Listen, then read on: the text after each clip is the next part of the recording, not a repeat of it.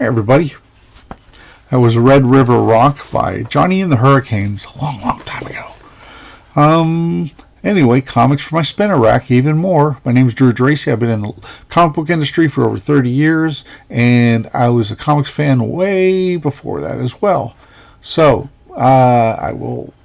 A lot of these books, maybe you saw, why didn't Drew pick it up? Well, I will eventually. It's just sometimes I just grab what strikes my fancy.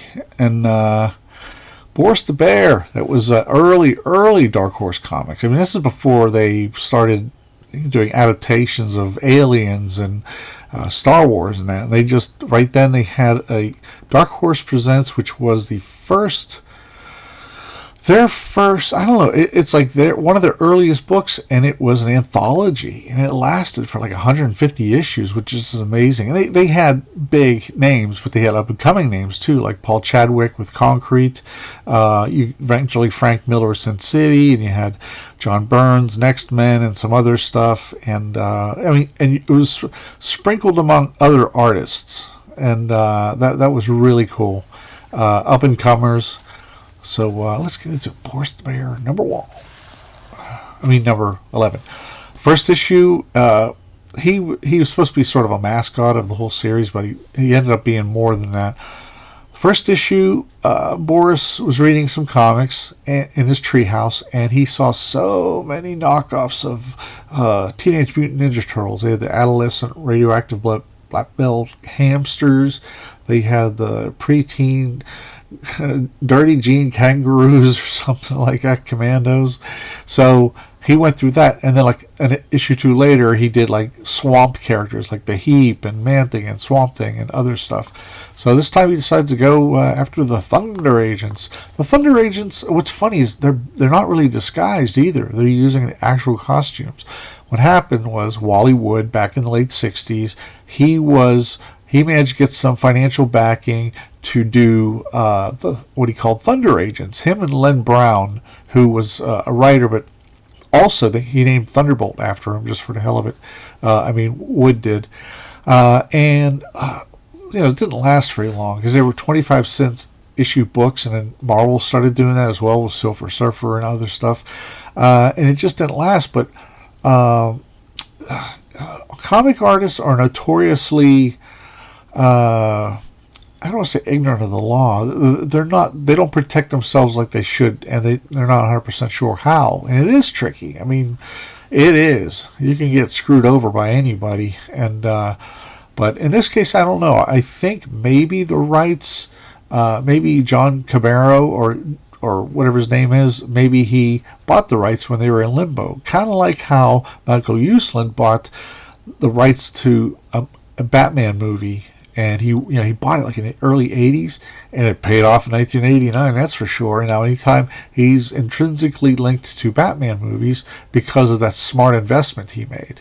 So, like I said, Wally Wood created this, but this is like a parody. It's a glorious black and white. And this art is James Dean Smith. He's so good. Dan Atkins actually contributed, who was assistant to Wally Wood and inked a lot of Gil Kane covers and drew a bunch of Doctor Stranges. He'd been all over the place, mostly Marvel. So at this time, the DNA agents, the Thunder Agents, were sort of in limbo, I think.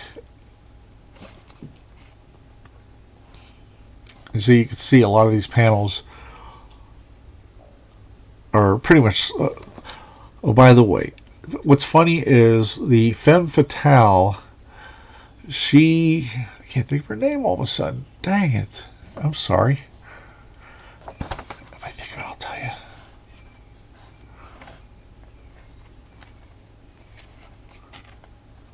Oh, Iron Maiden. What was amazing is she's covered head to toe, except for her eyes and her nose and her mouth. And yet the way Wally Wood would draw her, he'd give her such a pose that she would be the sexiest gal in comics, even completely covered. It's just, there's nuances. It's like men and women tend to pose differently or react differently. More often than not, So I love the wood grain he's doing here in the grass. Sheesh.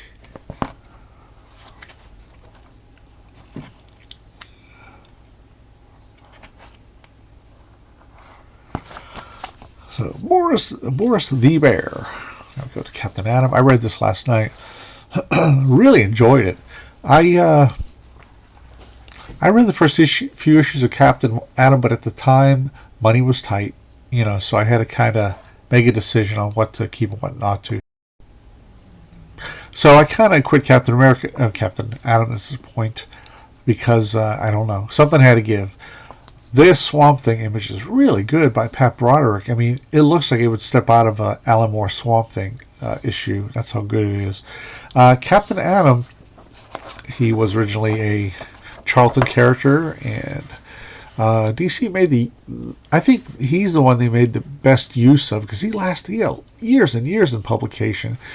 And it's written by Cary Bates, and Greg Wiseman is a co-plotter. I don't recognize his name. Pat Broderick from Micronauts, whole bunch of other stuff. Bob Smith, inker, really good inker. And what I like a lot about his inks? He's using a light touch, because I've seen issues before, comics before, that Broderick has done, and the inker may have been heavy-handed, and it made everything look fluffy. All the characters look fluffy. And it's Red Tornado, but not Red Tornado anymore. He is the air elemental. What was cool, Alan Moore said eventually Swamp Thing would realize he was the earth elemental. And then right towards the end of Firestorm's run, he ran a whole 100 issues. And for like the first 70 or so, he was still Ronnie Raymond with the other guy and all that. But then they turned him into a fire elemental, and he changed his costume and everything, and his demeanor. He was more serious. He wasn't really Ronnie Raymond or the Professor. So here is the air elemental, which is the android Red Tornado, who was a member of the Justice League. And I was never keen on him, but I know you're going to send daggers in the mail to me. But, wow. Lordy Lou, look at this art.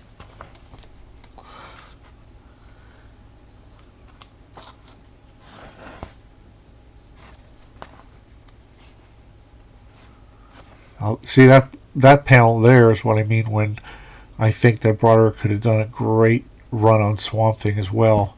So you got the JLA hanging out too, and I love that. And they go to Brainwave because Captain Adams sort of shut down physically. He's not a robot, but it's just he's having problems. Here comes a Black Racer for him, but Brainwave makes it all better. Really good, really good. I should go back to like my rating system with the Kirby cakes, but maybe not. Ms. Tree, I was excited to see this. This was the first issue. I think she had started in like a Eclipse also did anthology books, which was great, and love that outfit. She wears that all the time, and it's so classy. I don't know what decade it's from though. Is it from the 30s, the 40s, the 50s? I don't know. I wouldn't go any later than that. And the cool, just all that. It's really neat. And there's a famous detective pinup, number 1 by Frank Miller. Okay, it starts like this, and it's kind of there. Okay. I'm thinking, well, okay, it's a dream sequence, which it does end up to be a dream sequence. I do not like Croy lettering or Leroy lettering. That is when you would print it out, actually type it out, and then you would print out a photostat, which is thicker than a regular piece of paper, and you would cut it with an X-Acto knife, and you would run it through a wax machine, which would wax only one side. Then, then you cut the piece off, and then you squish it down with a burnisher. It's like this flat. It's like a pencil, but it has a flat at the end, which burnishes the wax to the paper. I was talking to Darwin Cook about this one time before he passed, and we just kind of geeked out for a while about that kind of stuff. So a lot of this is an issue where there's a lot of nightmares and memories, and but it's so. I did a review of Vengeance Squad by Peter Marassi, who was a full time. He was a full time cop, but at night he drew comic books under a fake name, Pam. So there's DNA Agents. I enjoyed this. I didn't buy it, but my cousin bought it, so I read his. Frank Miller. This is his Ronin era, I think. But it just doesn't get. It's so the opposite of dynamic, and it's not. There's spookiness where you can do shadows and such. That's pretty gruesome, but it's just there. I'm sorry. I really hate to be rude, but you know what? They got a lot better as they went on, and also Ms. Tree teamed up with Mike Mauser for the PIs, which was a 3-issue miniseries co-published by First and Eclipse Comics, which was really my entree into both characters. Is that the right word? I don't know. You're not here to learn grammar. I don't know any, so you're out of luck, Pally. The Flame and the Fury. Well, Ghost Rider, they brought him back. He had Johnny Blaze was cured, or exorcised of the Ghost Rider around 1981, and the character was in limbo until like 1991 when Howard Mackie and Javier Saltares started a new book, Ghost Rider. Different character. Dan Ketch was the, if you want to say, secret ID, and the bike was updated. It was really interesting.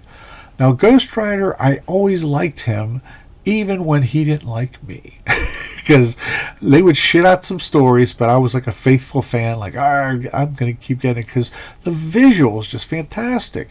And the character had so much potential, but it wandered for so long. I got like the first, I don't know, like maybe 30 issues, and then they did the one issue, issue 33, where aliens came down in a big spaceship, because Close Encounters of the Third Kind was a big movie at the time, and it was so stupid. And I even looked through the book, and they had like these robot motorcyclists jumping off the ramp to approach Ghost Rider. It was just a big fistful of stupid. But oddly enough, the last year of Ghost Rider, it was great. It was probably the best Ghost Rider era ever, and too little too late. Because you had Bob Budiansky's, to my understand, like one of his, definitely his first series interiors. He did a ton of Ghost Rider covers, and it's inked by Dave Simons, who was just magnificent. There's like an inking award in his name, actually. I can't remember what it is, but what it's called. I think it's Inkwell. I may be wrong. But, it just adds a lot of drama to it. And, even though these are talking head pages, they serve a purpose.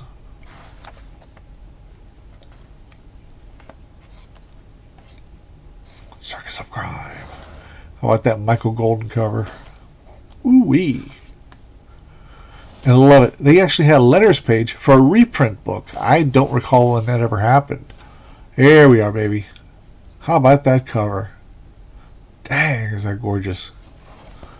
And, now you get still have Dave Simons, and Zarathos is the demon who is part of Johnny Blaze. Before, Ghost Rider and Johnny Blaze were like the same person, but it becomes unveiled that it is a demon inside of him that he has to suppress when he can. Like, he gets beaten up and tied up, and he's like, you damnable fool, I could have had us free in an instant. While we struggle, our foes are getting away. So the carnies are kind of chasing off this circus of crime.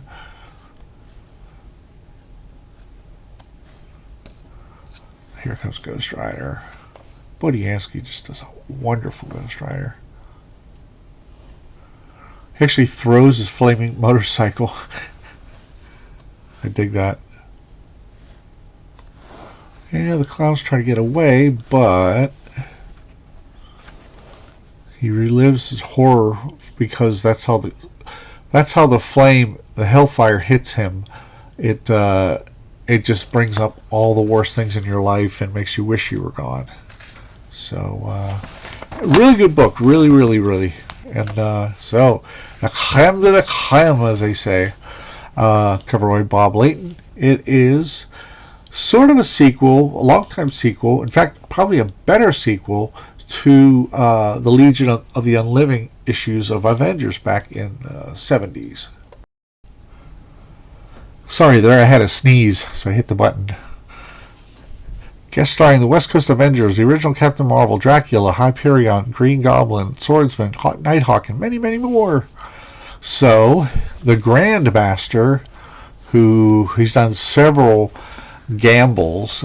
He's just a cosmic gambler, and he's one of the elders of the universe. He first showed up in a Sal Buscema drawn issue of Avengers where I think it was a Squadron Sinister versus the Avengers, I think. So this is going to knock you out, okay? Story by Tom DeFalco, fantastic story.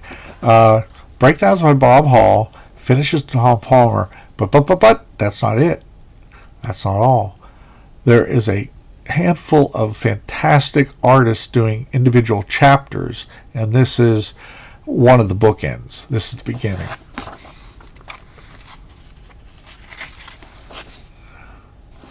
So it reviews the previous. What was cool was for a while the Avengers and West Coast Avengers would tie in together. So here comes the Legion of the Unliving, circa 1986.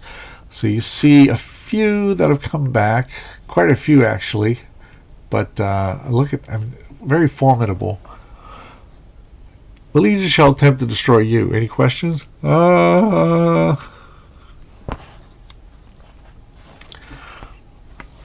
First chapter by, hang on everybody, John Romita Jr., Bill Sienkiewicz.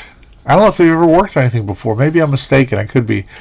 But look at that. And the colorist is just keep letting the line work. And I know I harp on that, but you don't want to kill something so, so noodly detailed like that. There's Hank Pym. Wow, is that great? Like two of my favorite artists, Romita Jr. and actually, no, they did work on an issue of Spider-Man or two when Roger Stern was doing the book. Really good stuff.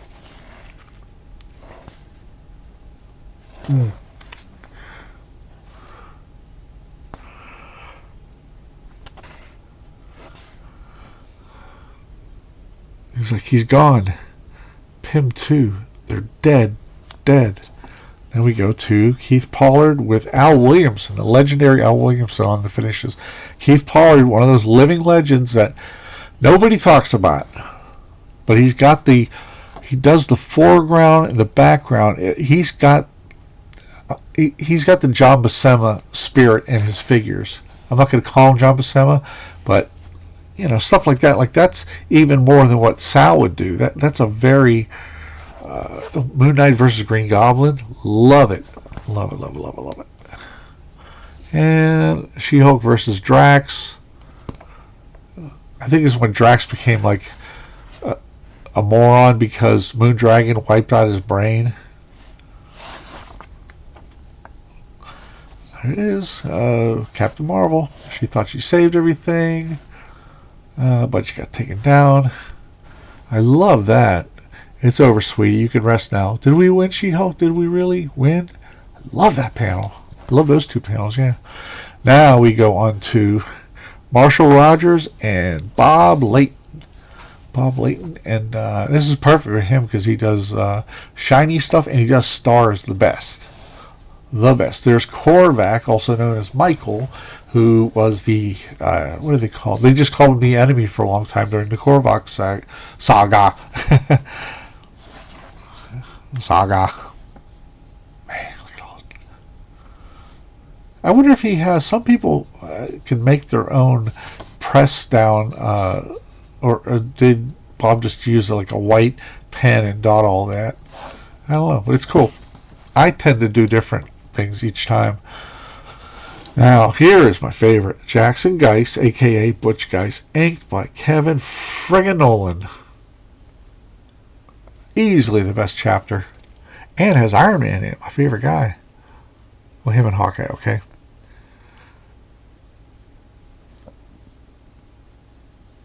Wow. Man. It's like Nolan could do no wrong, even if he tweaks stuff. In a previous episode, I showed him making Carmen Infantino, who was well past his prime, and they made a great team. I love that Iron Man. Okay.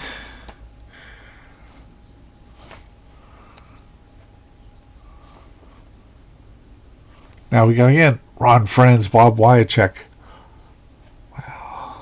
Beautiful. And he's bringing the John Buscema to it.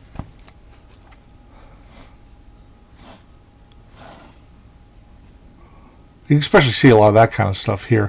Like somebody getting punched in the foreground that end up in the foreground. There we go. Bucky punches the Wasp. Wasp.